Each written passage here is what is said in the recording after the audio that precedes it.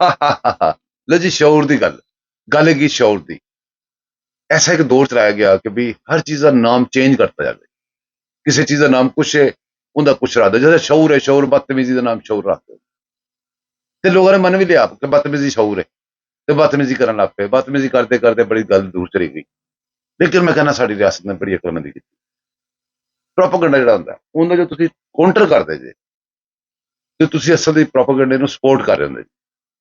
ਉਹ ਇਸ ਤਰ੍ਹਾਂ ਇੱਕ ਬੰਦਾ ਪ੍ਰੋਪੇਗੈਂਡਾ ਕਰ ਰਿਹਾ, ਦੂਸਰਾ ਨੂੰ ਕਾਊਂਟਰ ਕਰ ਰਿਹਾ ਹੈ, ਦੋਨਾਂ ਨੇ ਸ਼ੋਰ ਕਰਤਾ, ਇੱਕੋ ਟਾਈਮ ਬੋਲ ਰਹੇ ਨੇ। ਕੁਝ ਗੱਲਾਂ ਉਹ ਮੰਨਣਗੇ ਕਿ ਲੋਕੀ ਕਿ ਹੋ ਸਕਦਾ ਇਹ ਸਹੀ ਹੈ, ਕੁਝ ਗੱਲਾਂ ਤੇ ਉਹਨੂੰ ਕਹਿਣਗੇ ਦੂਸਰੇ ਨੂੰ ਇਹ ਸਹੀ ਹੈ, ਤੇ ਫਿਰ ਪ੍ਰੋਪੇਗੈਂਡੇ ਦਾ ਕੰਮ ਬਣ ਗਿਆ ਨਾ।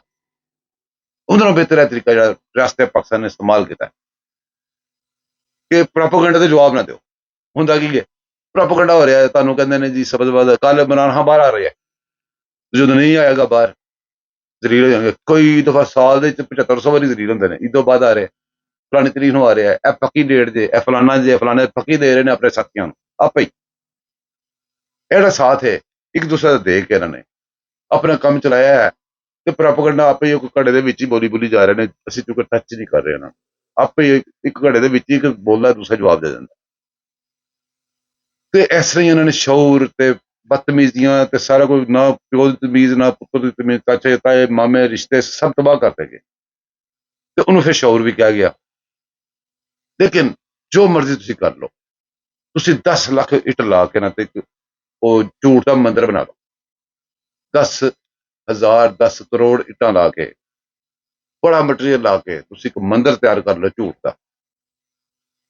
ਸਿਰਫ ਇੱਕ ਠੋਕਰ ਸੱਚ ਦੀ ਲੱਗਦੀ ਹੈ ਤੇ ਸਾਰਾ ਮੰਦਿਰ ਥੱਲੇ ਪੈਂਦਾ ਝੂਠ ਦਾ। ਸਿਰਫ ਇੱਕ ਠੋਕਰ। ਉਹੀ ਹਿਸਾਬ ਹੋ ਰਿਹਾ। ਇਹਨਾਂ ਨੂੰ ਰਿਆਸਤ ਨੇ ਪ੍ਰੋਪੇਗੈਂਡਾ ਦਾ ਜਵਾਬ ਨਹੀਂ ਦਿੱਤਾ, ਜਿਹਦਾ ਫਾਇਦਾ ਕੀ ਹੋਇਆ? ਜਿਹਦਾ ਫਾਇਦਾ ਹੋਇਆ ਹੈ ਜਨਾਬ ਕਿ ਪ੍ਰੋਪੇਗੈਂਡਾ ਆਪਣੀ ਮੌਤ ਆਪੇ ਮਾਰ ਰਿਹਾ ਹੈ। ਜਿਹੜੀ ਨਵੀਂ ਨਸਲ, ਨਵੀਂ ਪੋਚ ਜਿਹੜੀ ਜਵਾਨ ਹੋ ਰਹੀ ਹੈ, ਜਿਹਨਾਂ ਨੂੰ ਤੁਸੀਂ ਸਮਝਦੇ ਕਿ ਇਹਨਾਂ ਨੂੰ ਉਹ ਵਾਲਾ ਸ਼ੌਰ ਆ ਗਿਆ, ਨਹੀਂ, ਜ਼ਰੂਰੀ ਨਹੀਂ ਕਿ ਸਾਰਿਆਂ ਨੂੰ ਉਹ ਵਾਲਾ ਸ਼ੌਰ ਆ, ਕਿਉਂਕਿ ਬੜੇ ਮੰਦਰ ਬਣੇ ਦਿਮਾਗਾਂ ਦੇ ਵਿੱਚ, ਠੋਕਰ ਸੱਚ ਦੀ ਲੱਗ ਕੇ ਟੁੱਟ ਚੁੱਕੇ ਨੇ। ਬੱਚਿਆਂ ਨੂੰ ਸ਼ੌਰ ਆ ਗਿਆ, ਇਹਨਾਂ ਨੂੰ ਸੋਚ ਨਹੀਂ ਗਿਆ, ਸਮਝਦੇ ਨੇ ਕਿ ਸ਼ੌਰ ਨਹੀਂ ਆ ਸਕਦਾ ਅਸਲ ਸ਼ੌਰ। ਇੱਕ ਬੱਚਾ ਹੈ ਮਨਸੂਰ ਅਲੀ ਖਾਨ, ਨਹੀਂ ਆਪਣਾ, ਉਹ ਵੀ ਬੱਬਰ ਸ਼ੇਰ ਹੀ ਹੈ। ਮਨਸੂਰ ਅਲੀ ਖਾਨ ਦੇ ਕਿਸੇ ਪ੍ਰੋਗਰਾਮ ਦੇ ਇੱਕ ਬੱਚਾ ਹੈ, ਉਹਨੇ ਜਨਾਬ ਜੀ ਉਹ ਸਵਾਲ ਹੀ ਕੀਤਾ ਬਸਰਾ ਨੂੰ, ਸ਼ੌਕਤ ਬਸਰਾ, ਉਹ ਜਿਹੜਾ ਬੇਪੈਂਦੇ ਦਾ ਲੋਟਾ ਜਿੱਧਰ ਮਰਜ਼ੀ ਘੁੰਮਦਾ ਰਹਿੰਦਾ ਹੈ, ਤੇ ਉਹ ਫੌਜੀ ਕਿਸੇ ਕੋ ਫੌਜੀ ਹੋਣਾ, ਕੋਈ ਰਿਸ਼ਤੇਦਾਰ ਇਹੋ ਜਿਹੀ ਨਹੀਂ ਹੈ, ਕੋਈ ਸਾਲਾ ਸੁਲਾ ਕਿਤੇ ਲੱਗਦਾ ਹੋਣਾ। ਤੇ ਉਹ ਮੁਸ਼ਰਫ ਦੌਰ ਦੇ ਵਿੱਚ ਵੀ ਆ ਕੇ ਵਾਰੀ ਬੁਰੀ ਲੈ ਜਾਂਦਾ ਸੀ। ਉਹ ਹਮੇਸ਼ਾ ਕਿਤੇ ਨਾ ਕਿਤੇ ਅੜਿਆ ਉੜਿਆ ਰਹਿੰਦਾ, ਅੜਿਆ ਉੜਿਆ ਰਹਿੰਦਾ, ਮਤਲਬ ਸਮਝ ਗਏ ਨਾ ਤੁਸੀਂ, ਅੜਿਆ ਉੜਿਆ ਰਹਿੰਦਾ ਕਿਤੇ ਨਾ ਕਿਤੇ। ਬਹਰਹਾਲ ਉਹਨੂੰ ਇੱਕ ਸਟੂਡੈਂਟ ਨੇ ਸਵਾਲ ਕੀਤਾ, ਯਕੀਨ ਕਰੋ ਅਕਲ ਦੰਗ ਰਹਿ ਗਈ। ਤੇ ਮੈਂ ਚਾਹੁੰਦਾ ਤੁਸੀਂ ਜ਼ਰੂਰ ਸੁਣੋ, ਇਹ ਸੁਣੋ जरा ਬੱਚਾ ਕੀ ਕਹਿ ਰਿਹਾ।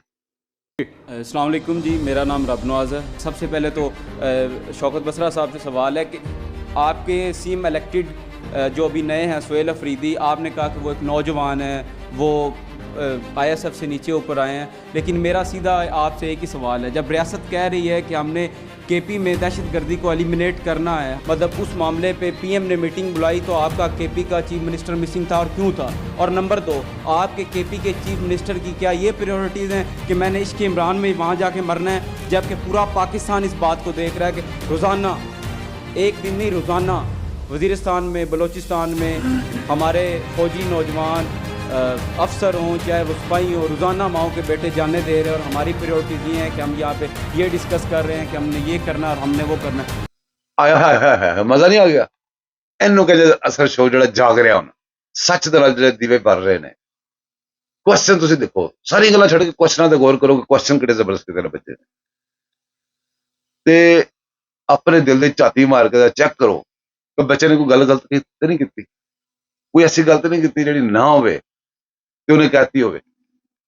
सोचिएगा जरूर, किसके लिए? अपने लिए, अपने मुल्क के लिए, अपने पाकिस्तान के लिए। पाकिस्तान हमेशा जिंदाबाद।